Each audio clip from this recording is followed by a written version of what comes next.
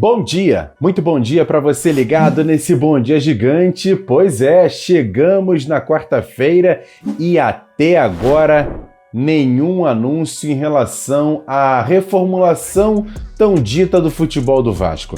Daqui a pouquinho vamos trazer muitos detalhes aqui nesse Bom Dia Gigante, mas primeiro eu peço para você se inscrever aqui no canal, dar o like nesse vídeo e, claro, compartilhar. Copia o link e joga nos grupos WhatsApp, Telegram, Facebook, faça esse vídeo chegar a outros vascaínos. É importante demais seu like, sua inscrição e também o seu compartilhamento. E como eu disse, hoje, quarta-feira, o Vasco joga na sexta e a gente vive a expectativa dessas mudanças que estão por vir no departamento de futebol do Vasco. Vice-presidente de futebol, executivo, coordenador e até o técnico. Até agora, nada. E a gente vai bater nessa tecla, até porque estamos no meio de novembro, dezembro é férias e o Campeonato Brasileiro da Série B do ano que vem já começa do dia 9 de abril. A gente vai ficar falando isso sempre, até porque, para depois não dizerem que não sabiam e que perderam ou não tiveram muito tempo em relação ao Planejamento 2022. E por falar em planejamento, a gente ontem aqui no canal Atenção Vascaínos tivemos a nossa tradicional live. Normalmente ela é segunda, mas como o Vasco jogou, passamos para terça-feira e ela foi muito especial. Recebemos a participação de Paulo Roberto Falcão, ele que era taxado por muitos como responsável pela indicação de Alexandre Pássaro ao presidente Jorge Salgado por nutrir uma amizade com o presidente do Vasco, o Falcão. E aí ele respondeu, fomos direto, perguntamos, você ofereceu mesmo ou fez essa indicação de Alexandre Pássaro ao Vasco? Ele negou. Confira. Bem, eu não tenho condições nenhuma de indicar alguém, né? Não tem como indicar alguém, né? Porque eu não trabalho para o Vasco, né? E não indicaria até pessoas que eu não conheço o Pássaro.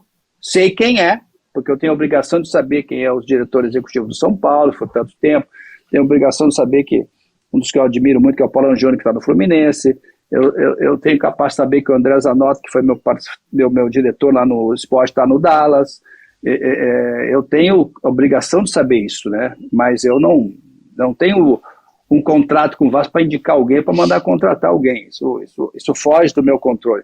Com o Jorge, falei algumas vezes com o Jorge, meu amigo particular, desde aquela época, nós continuamos mantendo contato. A gente se perde um pouco pelo caminho, mas, enfim, é uma pessoa que eu gosto, né, uma pessoa séria, competente. Mas assim, eu acho que é um momento sempre de muita dificuldade, né? Para o Vasco. E sobre o nome dele ter sido especulado para ser uma espécie de CEO do Vasco logo após a confirmação de Jorge Salgado como presidente do Vasco. Ele revela o que aconteceu naquela época. Não, nós falamos várias vezes naquele período, mas nunca houve assim um convite oficial, tá? Então assim, eu abri para essas duas situações, mas eu não tive nenhum convite oficial do Vasco, sendo direto do que tu me perguntou. Não tive nenhum convite, tá? Do Vasco direto para trabalhar no Vasco. Não tive. Tá, mas e aí?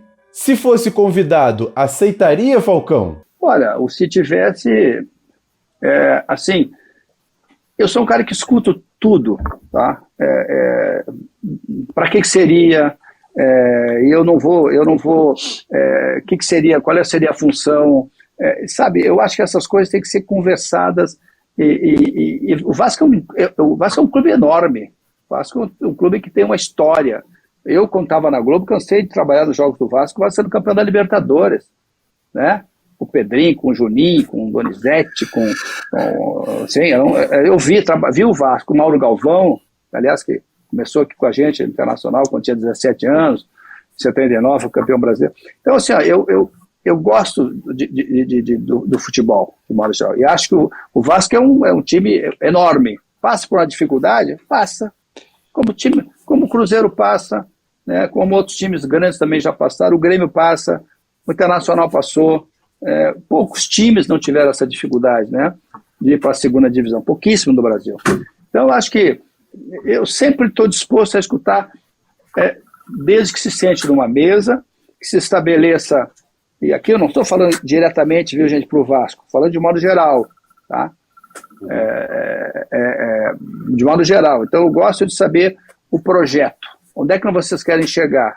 Isso, como treinador, eu pergunto isso. Você tem esse plantel aqui. Onde é que você quer chegar? Ah, nós vamos chegar em Libertadores. Então, com esse plantel não dá. Você tem condições de contratar? Tem. Então vamos embora. Ah, não. Nós queremos... Quer dizer, eu acho que tudo passa numa conversa e que a gente se possa se entender, não do lado financeiro. Isso aí, se você se acertar com detalhes, como é que você quer, objetivos, e que se chega a uma conclusão de que o que o clube quer e que eu quero, a hora da parte econômica vira um detalhe. É fácil.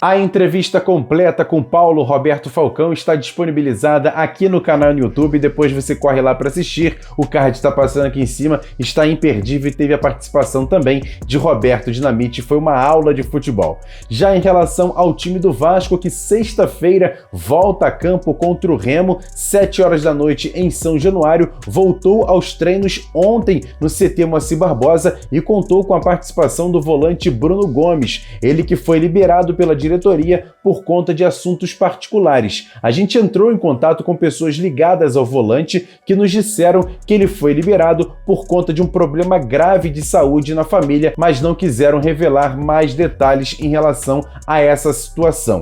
3 jogadores que estavam no DM e também não enfrentaram o Vila Nova, casos de Zeca, Marquinhos Gabriel e John Sanches, podem ter a possibilidade de voltar nessa partida de sexta-feira. Estão certos mesmo Gabriel Peck e Germancano, que cumpriram suspensão contra o Vila Nova. O técnico Fábio Cortes, que é o interino nesse momento de reta final de Série B, não vai poder contar com o Andrei, que foi suspenso. O time deve ser definido nos treinamentos de hoje e amanhã, na véspera desse jogo contra o Remo em São Januário, e todos os detalhes você vai ficar acompanhando no nosso Boletim AV ou então à noite no nosso AVNews com Flávio Dias.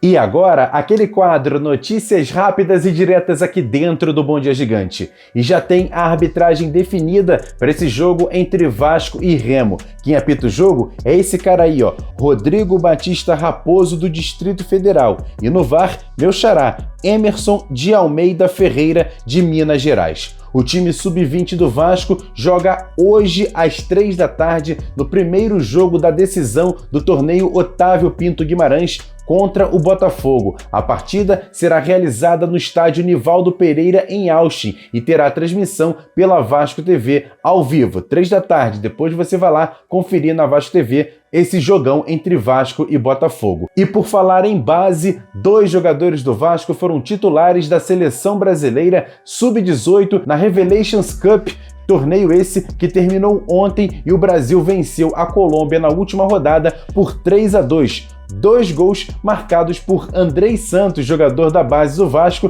e também Marlon Gomes foi titular da equipe durante os 90 minutos. O Brasil terminou na segunda colocação, só atrás do México. E para fechar esse Bom Dia Gigante, informações importantes do Vasco. Um novo nome apareceu como possibilidade de ficar com a vaga deixada por Alexandre Pássaro como executivo de futebol do clube. Trata-se de Marcelo Teixeira, ex-fluminense e com experiência internacional. Tudo vai depender ainda de muitas conversas. O favorito ainda segue sendo Alexandre Matos, que está nos Estados Unidos sem clube. Mas olha, a questão financeira pode pesar contra. A diretoria do Vasco ainda estuda todas as possibilidades e variáveis e só depois de fechar o executivo, aí sim vai atrás de um novo treinador, e qualquer outra notícia você vai ficar sabendo aqui no canal Atenção Vascaínos. Por falar em diretoria, uma notícia exclusiva. Você está vendo aí na tela fotos de um prédio no centro do Rio, porque ontem foi feita a mudança da sede administrativa de São Januário para esse prédio que fica na Praça 15, no centro do Rio. A sala comercial pertence ao vice-presidente-geral Carlos Roberto Osório e será feito em contrato de comodato. Você está vendo agora na tela fotos exclusivas dessa mudança de retirada de móveis e objetos já para essa sede no centro do Rio. Com isso, São Januário passaria a ser apenas uma sede esportiva e também o estádio para o futebol e outras modalidades.